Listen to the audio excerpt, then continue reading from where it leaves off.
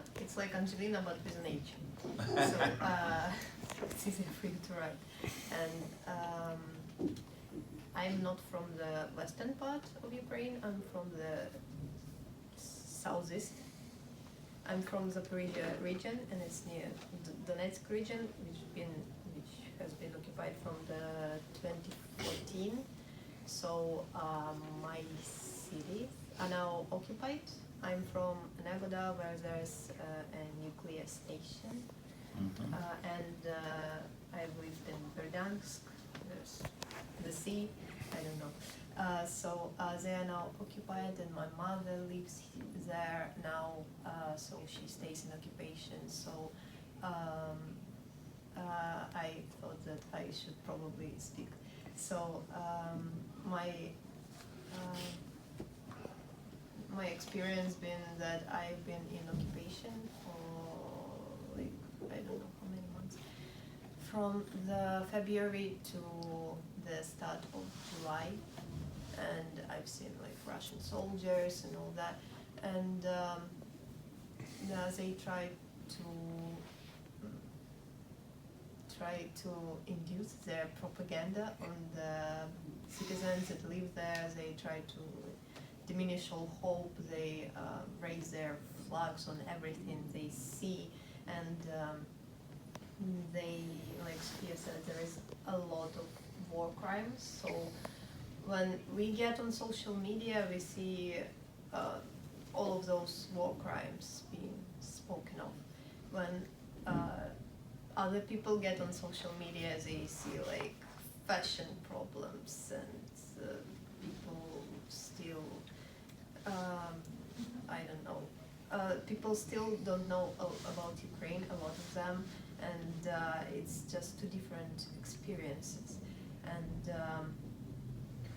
to be reading about those war crimes, when you read about them, you don't think that Russian soldiers are people, because that's just horrid. When normal people see a pregnant woman, they don't think about raping her. So.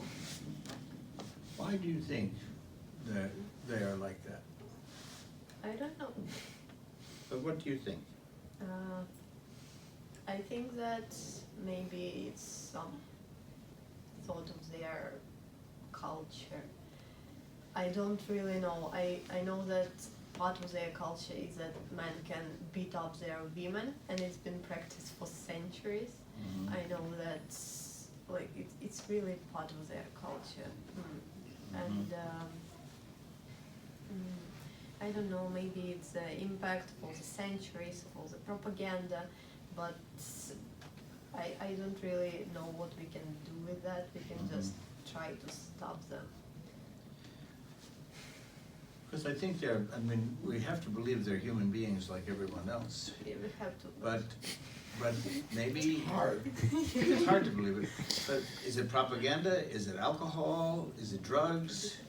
Is it group psychology that makes you do things that you would never do as an individual? I mean, I don't think they would, on the streets of Moscow, they would do these things, but they do them here.